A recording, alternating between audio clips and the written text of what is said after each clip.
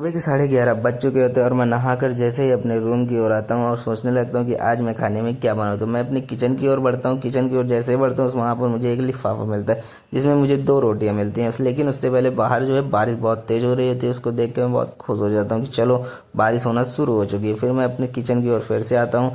वहाँ पर मैं अपनी सब्जी की टोकरी से एक मिर्च, एक टमाटर और एक प्याज लेता हूँ। उसके बाद मैं उसको जो है अपने चॉपर में धीरे धीरे काटना शुरू कर देता हूँ। सबसे पहले मैं तीखी मिर्च को काटता हूँ, फिर उसके बाद रस भरे टमाटर को, फिर उसके बाद हमारी रोने वाली प्याज को, जिसको काटते हुए मुझे भी आंसू आ रहे होते, लेकिन फिर भी मैं उनको काटना जारी रखता हूँ। उनको चॉपर चॉपर बिल्कुल पतला पतला काटने के बाद जो है वो सब्जी की प्लेट कुछ इस प्रकार से दिखाई देती है। फिर उसके बाद मैं अपनी रोटियों को लेता हूँ, उनको राउंड राउंड कर कर उनको गोल गोल करने के बाद उनको काटना शुरू कर दो। अगर आपके पास कैंची है दोस्तों, आप कैंची से भी काट सकते हैं, लेकिन नहीं है तो आप चाकू से काटिए। फिर उसको एक बाउल में मैं डाल देता हूँ। रोटियां बाउल में डालने के बाद रोटियां कुछ इस प्रकार से दिखाई देती हैं। फिर मैं एक कढ़ाई लेता हूँ, उस कढ़ाई को गैस के ऊपर रखता हूँ और गैस को ऑन करता हूँ। गैस ऑन करने के बाद मैं उसमें जो है थोड़ा सा कढ़ाई को गर्म होने के बाद उसमें जो है मैं 2 चम्मच जितना तेल जो है डालता हूँ। तेल जैसे ही हल्का गर्म हो जाता है उसके बाद मैं उसमें जीरा फिर मिर्च डाल देता हूँ। जैसे ही उनका तड़का कंप्लीट हो जाता है फिर मैं उसके में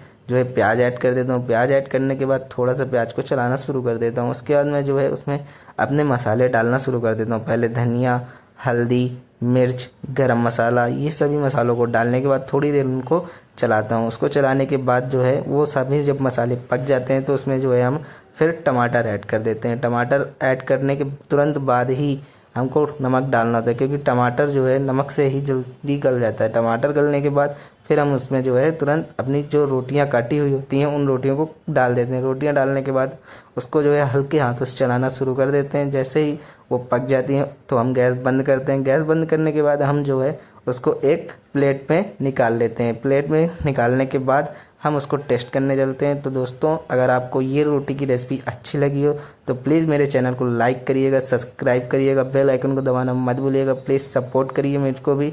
बैचलर लाइफ बॉयज़ की बैचलर कहानी में आप सबका स्वागत है। दोस्तों लाइक एंड सब्सक्राइब, प्लीज़ दोस्तों लाइक एंड सब्सक्राइब, और कमेंट में ज़रूर बताइएगा आपको ये नाश्ता कैसा लगा।